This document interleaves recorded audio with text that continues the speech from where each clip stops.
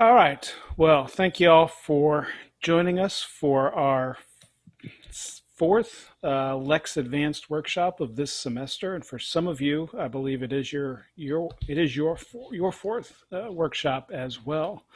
Um, and I think, as most everybody knows by now, we're offering this Lex Advanced certification, which is if you attend four of these workshops this semester, we're offering six total.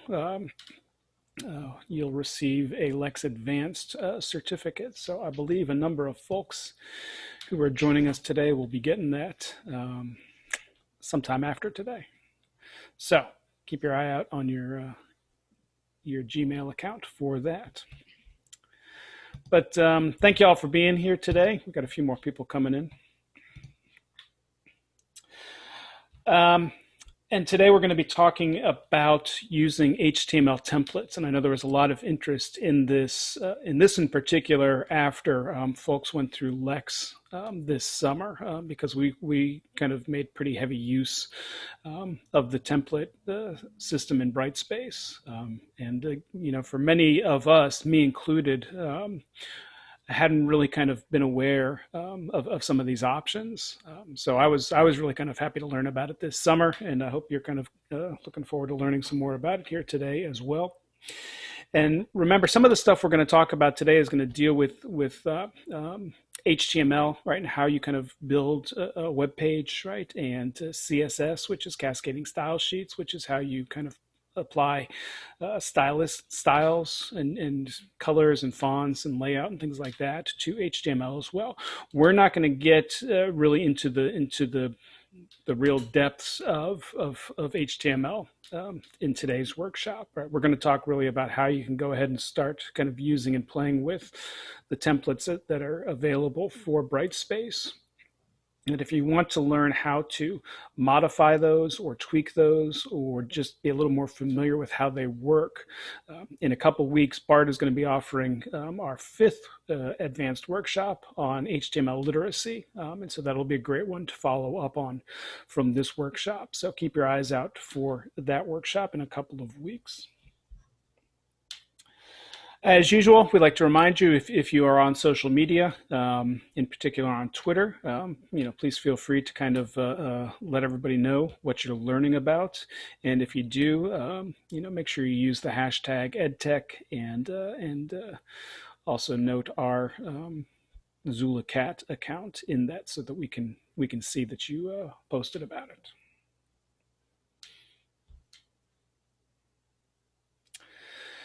it. And for those of you who are at the last workshop, you may remember just talking a little bit about this, right? One of the reasons that Brightspace was an attractive option for Xavier when we switched several years ago was it's what's called responsive design, right? In that it works on a big screen. Big computer monitor, it works on a smaller computer monitor, it works on a tablet, it works on an iPhone, and you can view everything pretty much the same way. The layout changes a little bit, especially on the smaller ones, right? And that's called responsive design, right? Many of you may remember what it was like when your students would try to look at something in Blackboard on their phones, right? The students used to always bring their phone up to me and say, can you explain this to me in a tiny little phone with like this giant chunk of material that nobody could read, right? And so one of the reasons why Brightspace was so appealing was because of this responsive design, right? And so the templates that we're going to be talking about here incorporate that and play a big role in that responsive design as well, right? But we've got some statistics here about how much people are online, how much people are accessing online through their phones, right? We all know students who, for one reason or another, end up having the phone be their kind of primary form of computing at some point, during the school year, right? And Brightspace is very adaptable for that.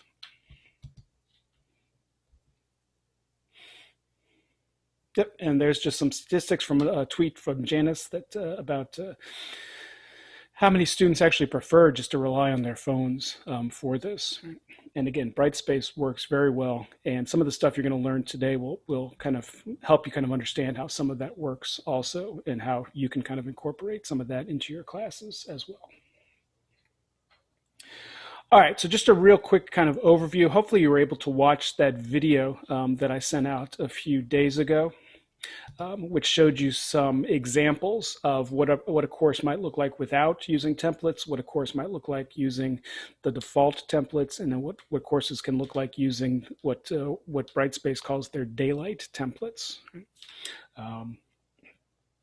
But these templates are kind of pre-built kind of skeleton web pages, right, that you can use in your classes in Brightspace to provide information, right, to present material to the students, whether it's text, whether it's document links, whether it's videos, right. You can organize it in all sorts of different ways, but you can do it in very kind of visually appealing ways. I think you saw some of those examples in that video. You can also do things that are much more accessible, right, for students who might be using screen readers or older browsers, right, or something that just doesn't kind of have all the bells and whistles, right, and is also responsive, so something that adapts to the size of the screen that the student is using to access that information. And that's really, I think, one of the most important things about these templates. Templates are, and what you can do is have kind of a series of preset templates. If you think about Microsoft Word or PowerPoint, right, or Google Docs and Google Slides, right, those all come with their own kinds of templates, right? You can start with a blank page, that's fine, and build from there, or you can use one of those preset templates, which has placeholders, which has certain text, which has certain colors and schemes and things like that. And that's the HTML templates in Brightspace work pretty much the same way, right? They're preset kind of placeholder pages that you can then populate with your information. Right? And you can change them as much or as little as you want to and as you're comfortable doing, which is also the really nice thing, right? So you could start using these today or tomorrow, right? And just go with what's in there in terms of the images and colors and just add your own text, right? And you'd have still a pretty visually appealing page, right? Or you can learn more about it down the road and make them even more customized, again, as you saw, and I think a couple of those in that video that we sent to you. But again, in addition to the responsive design aspect, right, it also lets you make more of a consistent visual feel for your entire site, right, so that your students feel like they're not just in just one more course, but they're in your very uniquely set up and designed course. And so again, that's what I think Elizabeth was working on with her I'm trying to remember which course it was, right? The one from the summer, I think, where she had very kind of clear visual structure to it, right? You could tell each of those pages, right? Or what I was trying to do with my grammar class with those kind of video game images and things like that, right? The students recognize it suddenly as being a part of my class, as opposed to just some one of many classes, right? And so there's a lot of options here and a lot of good reasons to kind of learn how to do these things. So I think with that, I'm going to hand things over now to Janice to talk a little bit about how these actually work in Brightspace. All right. And so I want to start here with this course. It's just a sample course that I've been playing around with.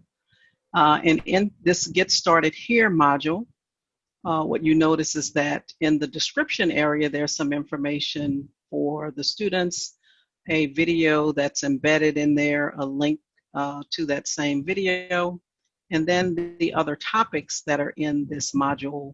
And we can tell here, this one is a web page. So this one was actually created with an HTML template, this one as well. Then I have a couple of links here. Of course, this wouldn't be in an actual course where you would have 2 copies of the syllabus, but I'm going to explain why I have that there. And then this discussion topic. So generally speaking, when you want to create a page with one of the HTML templates, what you would do is go to this blue Upload Create button and choose Create a File. And then when I say I want to create a file, then I just need to enter some information here. So I could just start typing directly into the HTML editor here to create my page, or I could select one of these default templates. So if I wanted to select the instructor welcome, for example, it gives me a place to start typing and start putting in my information. So this page, this blank instructor welcome template, can go from looking like this.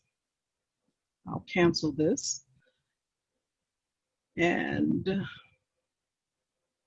to this page right here. And so as Jay mentioned in the video, you know, these colors are kind of dark, but this template allows you to just go in and fill in some information, and the system formats it for you based on what that template is. So this is one of the default templates that's there. Also here in this Get Started Here module, as I mentioned, for the syllabus. Most times with the syllabus, you know, you all were uploading it as a document, maybe a PDF or a Word doc, which is fine, because what happens is when the student clicks on the link to open up the syllabus, the system then takes that document and renders it inside of this window, and the student can move around between the pages here. If they want to download this, they can just click on this download button. And this page is responsive. However, what happens with this page, if it's resized, and so let's say this is going to be presented to the student, say on a tablet, then this PDF file actually gets reduced in size, so that if the student wants to actually see what's here, they're going to end up having to do a pinch and zoom, resize, move it around, but that's still okay. They can still do that. So the difference between uploading your document here as a PDF or a Word doc versus actually creating it inside of a page. So the syllabus created as a page with an HTML template could then look something like this. And so we have a banner image, which kind of anchors. You would want to provide the students perhaps a link to a PDF, so that if they need that or prefer that version, that they would be able to see that, and then just put all of the information inside of the web page. So what happens with this, if they were viewing this on a smaller device, notice how the page resizes differently. So this is definitely much preferred, even though a PDF or a Word document is just fine, right? This page was actually created with the Daylight templates that Jay mentioned, but this is actually version 2 of the Daylight templates. So over the summer, in July, D2L released through the Brightspace community version 3 of the Daylight templates, and they have a little bit more interactivity. And so this course here, I redesigned this sort of with a different look and feel. And so this module, as you saw in some of the other examples, has like a banner image here, whereas before there was some information as well as watch the video. And so rather than having the video here in the description, that welcome message could be redesigned in a module perhaps that looks like this. And so you see the video is here.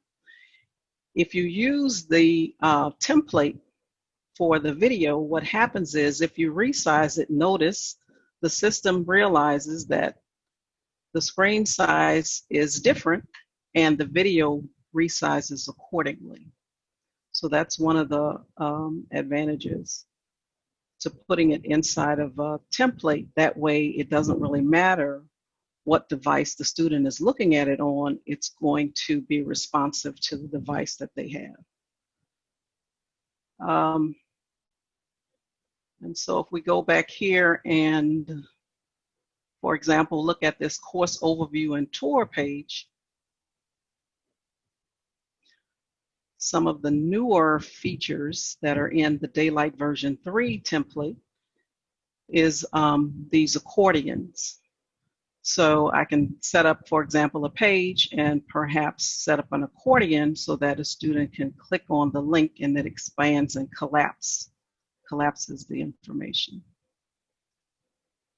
So it is interactive. If I take a look at my syllabus page again using the Daylight 3 version 3.0 templates, the syllabus page before was rather long.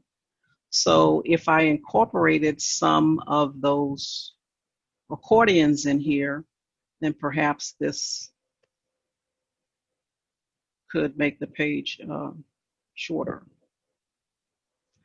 I do want to mention before I move on, this Get Started Here module. If the student is, of course, on their computer looking at this, this is how they're going to see it. But if they are using the Pulse app, which is available for their mobile device, they will actually see this page and it looks like this. So notice there is no, the descriptions do not show in this view of the course. So if you're putting information there that the students actually need, you know, to refer to as the only place that it is possible that they may miss it, because if they're viewing your course through the Pulse app, they're actually not going to see that description information. They can see it in the Pulse app, but they actually have to do a couple of things like go to the section where they can view the course homepage, and then they can see it as it's rendered on the computer screen. So just keep that in mind as you're designing your course. So you may be saying, okay, that's well and good. So how did you do that?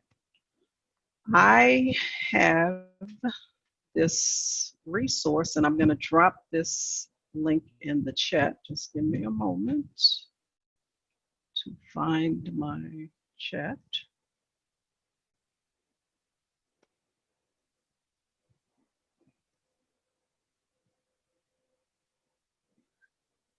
All right. Okay, so I put that in the chat, so you should have that. So that takes you to this wiki resource where we have a number of, we put together a number of resources that might be of help to you as you're working with HTML templates. One of which is where to get some free HTML templates. And this link right here is to the Brightspace community where the version 3.0 Daylight templates are. So if I were to click on this link, it's going to take me to this page in the Brightspace community, which talks about version 3.0 of the HTML templates. And so as you would read through this information, notice here to get started, you would download this zip file. So this file has those templates in it. When you download this file, you don't want to unzip it. You actually are going to upload this file into Brightspace, this zip file. There are instructions on how you actually download and upload this and set it up in Brightspace inside of this document here. What I'm going to do is run through real quickly how you would be doing this. So in your course, you've downloaded the zip file. In your course, you're going to go to Course Admin. And then from there, you're going to go to Manage Files. When you're in Manage Files, there is an upload link. And so if I click on Upload, then I can just tell the system I want to upload that zip file. I'm not going to do it because the zip file is already in my course. But once I upload that file, I see the zip file in my course. Your next step then would be to go here to this arrow and then unzip it from here. So you choose unzip. I've already unzipped this. When the unzipping is done, you will actually see a folder with the HTML template folder in your Manage Files area. Your next step then would be to go to your content area. And there's a settings option. So we click on settings. And under content authoring, you need to make sure that enable HTML templates is checked. You can also sort the templates by name, but here you're going to change the path. And so you would click on change path, and then more than likely your path would have been to the shared files, which are the files where the default templates are. You would be choosing course offering files, and then you would select the path here because this is where the template files are. So you would click on that and then choose select path. Once you do that, then you would save. My path is already set, so I'm just going to go ahead and cancel. All right. And so, is there a question? No question. I was just going to say real quickly that as we always do, we'll be making sure this video is available on our YouTube channel, because that's kind of a lot of steps. And in case it wasn't clear, you need to do this for every course in Brightspace that you want to add these templates to. It's not like a one-time thing. Right, Correct. Janice? Correct. And so these steps that I just did, upload the zip file, unzip it, and then go to settings and set the path.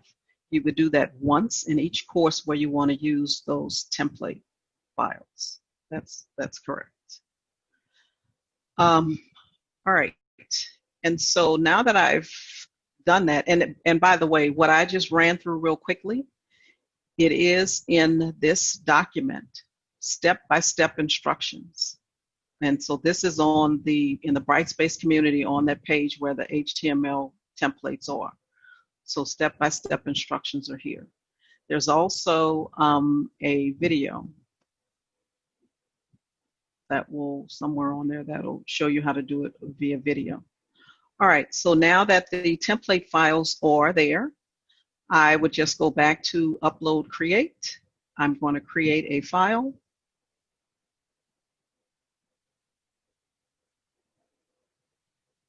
And so now when I say I want to select a template, I then see the templates that are available in that Daylight HTML version 3.0. And what's nice about the templates is that when you select them, there's some general information about that particular template. So let's say, for example, I chose the one for video lecture. Notice down here, it tells me exactly how I can go about replacing the video. And you generally get some basic information, some best practices in some cases. So for a syllabus, I would probably start out with just a basic page. All right, and so this is a basic page layout. And from here is where I would start building my page. And so if I want to replace the image, all I have to do is just select the image, and I press the delete button on the keyboard, and I leave my mouse in place. Then I can go here and insert an image. And the banner image that I'm using in this course is already there, so I don't need to upload it again from my computer. What I need to do is go to my course offering files and find that image and just tell the system that's the image I want to use. I click the add button. I'm prompted to enter some alt text, alternative text. And so for accessibility, you want to enter that alt text information, and I click OK. And so now in this page, that banner image has been replaced. And so here, this is telling me that this is a heading 1. So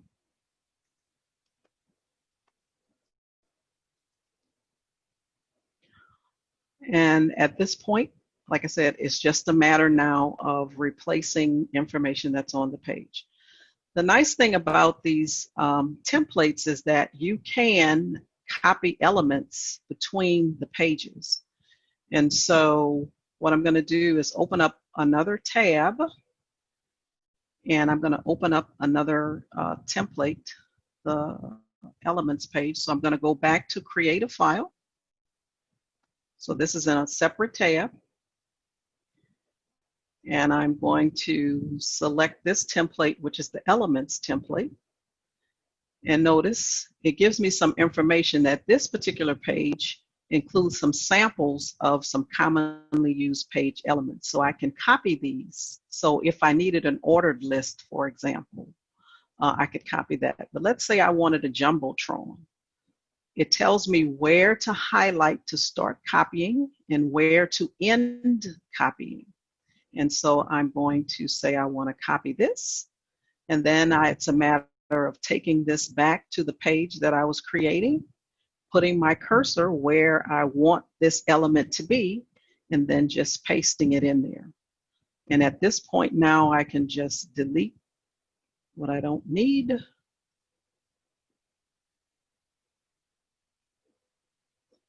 And I can replace this text.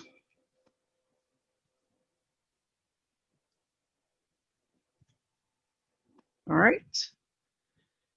And so one thing about this HTML editor, if you look at the other options that are on the toolbar here, so I click on this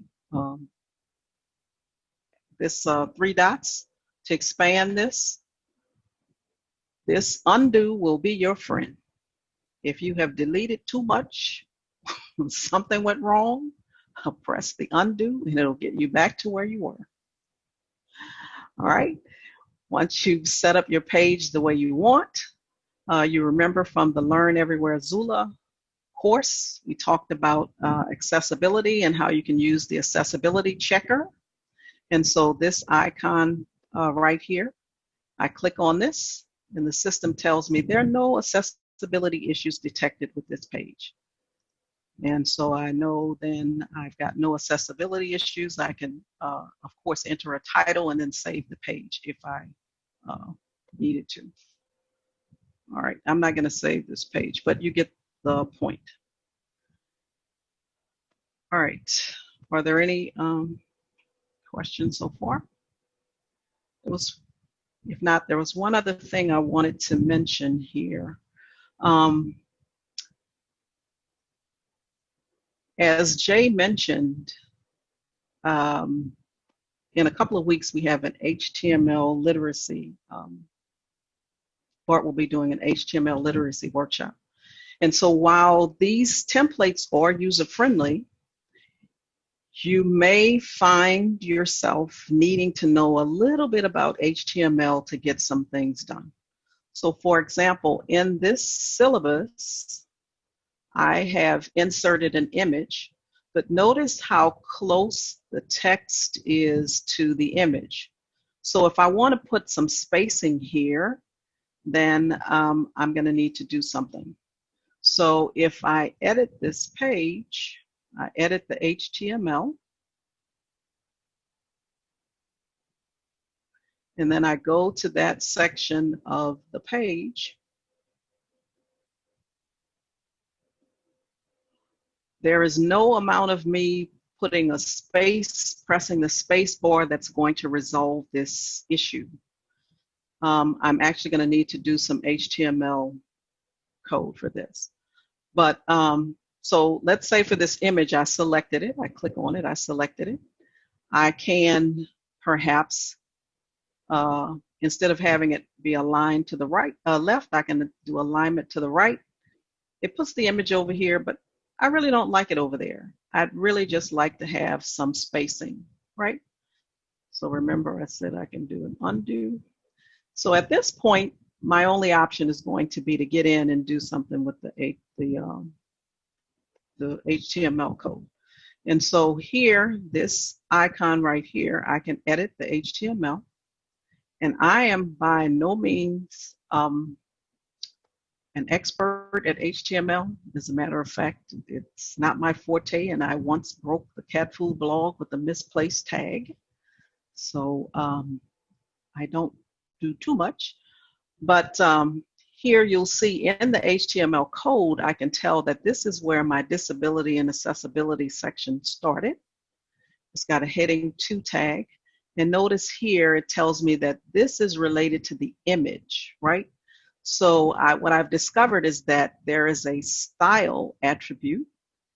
And if I go in this style attribute and within the quotes, if I put a padding, P-A-D-D-I-N-G, colon 10 px, meaning give me 10 pixels around that.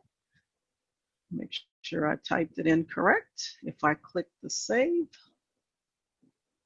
notice how now I have a little bit of spacing here. So like I said, knowing a little bit of something about HTML might help when you get into situations like this. I'm going to go ahead and do save. And I went ahead and put the link to the page on our website about Bart's workshop in the chat if anybody is interested in kind of signing up for that ahead of time. It'll be 2 weeks, October 28th, I think. Great, thanks. All right, and then one last thing that I want to say too. Like this, the template for the tabs. If I wanted to, on this page, I felt like I needed some tabs, then I could actually copy. Remember here, we can start copy and end copy. But tabs here, they've only got these for a group of 4. So on this particular page that I created, sample with tabs, I decided that I needed 6 tabs instead of 4. So I had to go in and figure out how to edit that HTML to add 2 more tabs. And so when you use the tabs, as you click on the tabs, the information related to that tab comes up. I also here, when I was creating this page, realized that I needed to know a little bit more about HTML because I created this ordered list. And I have items 1 and 2, then I inserted this image, and then I had to figure out how to get the numbering to start at number 3. And that meant I had to go in with the HTML and make an edit there. All right, and so with that, I want to go back to, do I have any questions yet? I'm glad this is working out.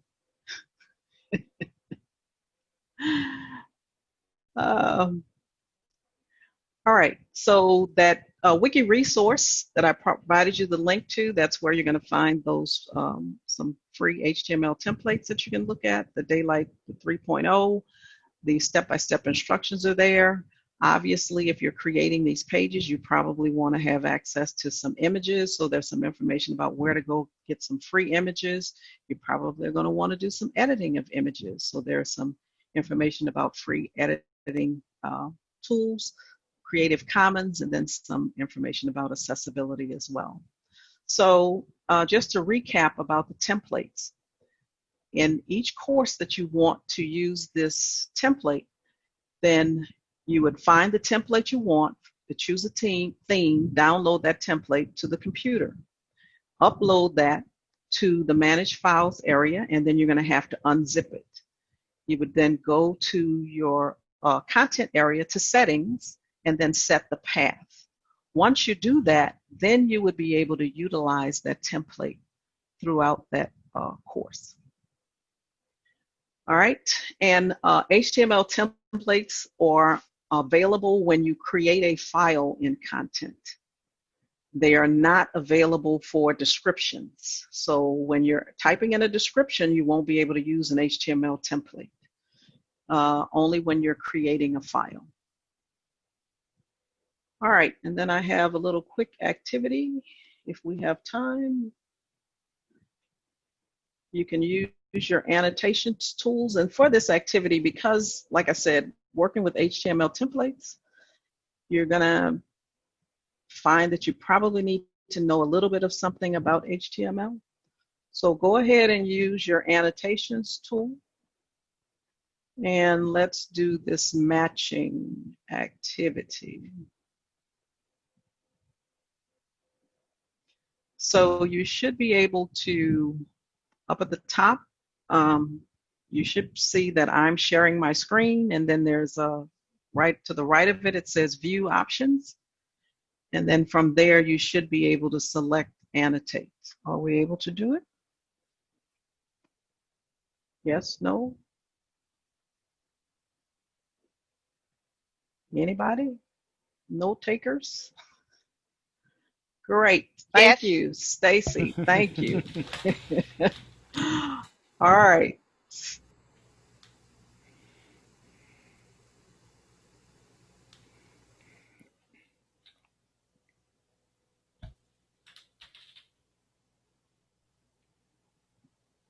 Okay, we've got Abba drawing for us. Thank you so much.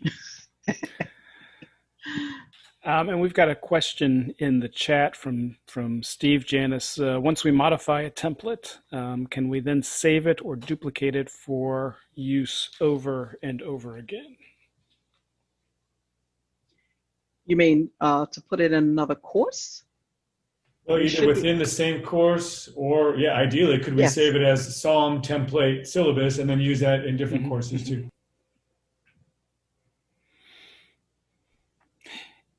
The HTML template that you're working from is something different. So if you create that page in one course and you want to copy that over into another, then yes, you could do that, but that template file is going to have to go over to the other course as well. So yes, you can copy that between courses. Yeah, All I'm right. thinking like when we use the basic ones and we drop down and it says, you know, course resources, would we have a link for that we could do SOM module resource and the whole brief outline would be there and just fill stuff in for consistency across a semester within one course or different courses? Yeah, you can, if you know how to, you can go in and edit the actual template files, right, which are also just HTML or CSS files, right? And then I know you can do that. I haven't, and I assume you could then download those files, put them in your own kind of, and then upload them to another class and put those in that same folder, right? Because if you saw that drop-down list that Janice was pulling from for the templates, that's just selecting the various files that are available in that folder that she designated. So whatever you put into that folder is going to be available, for each class, right? So you could, I haven't done it so that I'd carry it over to another class, but I did some tweaking on it in my grammar class from what the daylight file actually is. I changed some of the colors and stuff, so I could carry that with me to other classes. Okay, thanks. Yeah. All right. It's just a little more work, obviously. Yeah. All right. And so you guys have done a great job. I'm going to clear these drawings and we'll move on.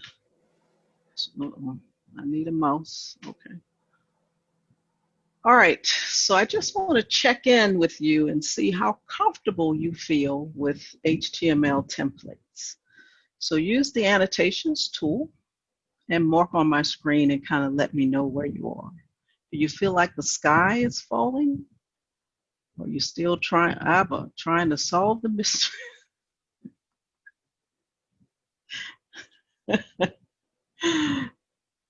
All right. Okay. I mean, I feel it's a very good investment, but making all these headings it's gonna take some time and some investment of time, I guess. So that's Yes. that's how we will learn also, I guess. Exactly right. Thank you for sharing, because I was going to ask someone if they wanted to share. Does anybody else want to share? a question. If we are working in the master of our course and we create it in the master, can it then be transferred to the course? Yes, you can copy Okay. from one course to another, and then that will be copied over. Okay, great. Yes. Thank you. All right. All right. So, and I'm going to move us right along. So I'm going to clear these drawings. All right. And so when you want to work with HTML templates, you do need to find out or ask yourself, is what you're doing, is it better suited as one of these web pages? Or would some other format be better? Or perhaps providing it in both formats might be what you need. So ask yourself that. And then I have some effective practices followed by some potential pitfalls for you. Effective practice number 1, set that HTML template path. So that's a part of setting it up when you initially get started, and that way you don't have to browse around trying to find the templates that you need, right? Effective practice number 2, if you're going to use a banner image, then we found 1200 by 400 pixels work really nicely for banner images. Effective practice number 3, use the insert image or insert stuff buttons in the HTML editor because it will prompt you to enter the alt text, right? And so we want to make what we're creating accessible for students. So use those. Effective practice number 4, type your content in, say, a Word document or a Google Doc. This allows you to go ahead and get it all, what you want, check your spelling, grammar, whatever. It's maybe a little bit easier to work with inside of a Word document or Google Docs first. But then, effective practice number 5, if you're copying it from like Word or Google Doc, just make sure that you paste the unformatted text because you don't want to get the extra formatting that might come from, say, Microsoft Word. Effective practice number 6, when you're creating these pages, make sure you use proper formatting styles. So if it's a heading 1, then label it a heading 1. If it's a heading 2, then do that. If it's a list, if it's an ordered or unordered list, so use proper formatting styles as you're developing these pages. Effective practice number 7, when you're copying elements between the pages, you need to be in edit mode. And then make sure you copy everything between the start and the end copy, and then you'll be able to paste that into the page that you're creating. Effective practice number 8, keep that elements page open in another window, another tab, so you can just move between the two, the page that you're creating and the elements tab that you're trying to copy those elements out of. And by all means, run the accessibility checker because we do want to, as you're putting in this time creating these pages, you want to make sure that they're accessible. Even if you don't have a student who needs, has a disability exception, the page is created, you've checked it for accessibility, everything is straight. You don't have to go back through and figure that out later. Potential pitfall number 1, if you apply a template to an existing page, it is going to overwrite your content and you will lose your work. Notice I have, and you will lose your work in bold. Okay.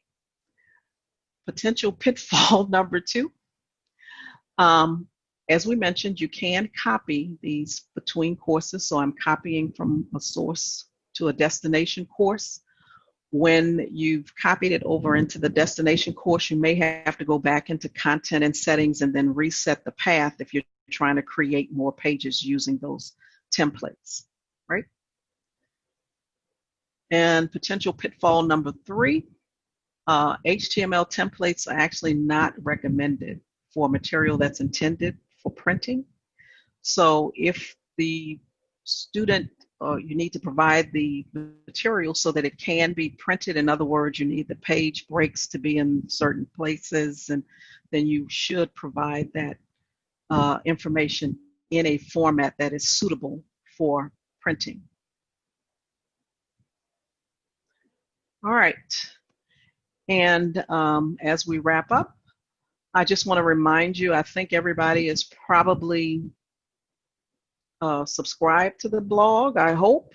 But this is where we're providing Brightspace tips and Brightspace information. So if you have not subscribed to the blog, subscribe to the Cat Food blog, and you'll find the subscribe link at the top of the page. Jay, can you drop the link to the blog in the chat? Yeah. Thank you. All right.